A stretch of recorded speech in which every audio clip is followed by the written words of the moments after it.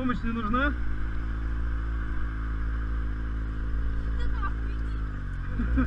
Klečo!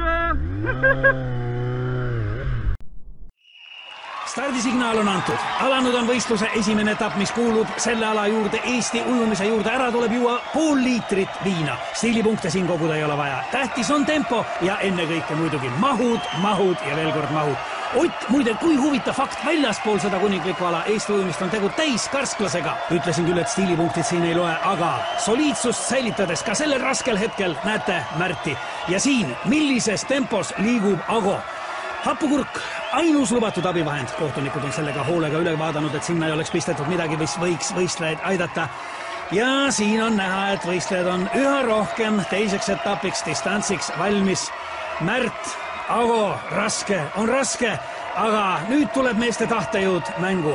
Otil veel raskem, aga ka tema on distantsiks valmis. Mehed lähevad stardipukkidele, tuleb fikseerida stardiasend ja see on võistluse üks raskemaid momente. Võiks öelda, see ongi kogu jõukatsumise üks võtmehetki. Väga paljud on pidanud alla vanduma just selles faasis, aga nemad ei ole ka finaalis. Siin on ju 4 kõige kangemat, aga ka neil on raskusi. Kus on pukk? Kuhu minna? Ei ole kätes seda jõudu, ei ole jalgadeski. Aga tuleb minna.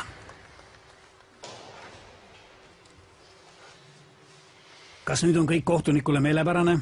Kas võistlejad on stardiasendi kätte saanud? Jah. Kõlas vahestardisignaal. Väike hetk peataolekut, aga juba favoriit kogub ennast ja asub teele võidu suunas. Ago samal ajal stardipukilt lahkumata on mees põrandal ja see jäi tema viimaseks stardiks. Võistlus aga kestab. Märt, kokkupuutel veega uppus tema, võib-olla isegi enne.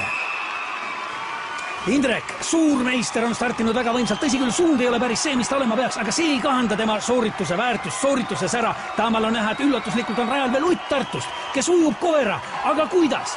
Samal ajal publik elab sellega, et pidas lõpuni vastu. Rahvas on hullumas, ei ole kedagi, keda see draama ei jätaks ükskõikseks. Milline üllatus, millised emotsioonid, siin ei ole vaja enam ennast tagasi hoida ja Ott paneb hinge alla veel pool liitrit viina, see on juba traditsiooniline võiduviin ja mida teeb Ott, kuhu läheb Ott?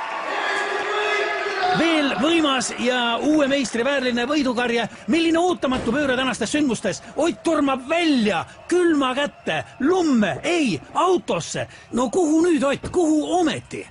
Aga mida teeb Ott? Ott näitab, et suudab veel kiirendadagi liikudes ainult temale, ainult Otile Tartust. Mõistetavalt trajektoori läks igaühel ole oma tee, aga niisiis nüüd.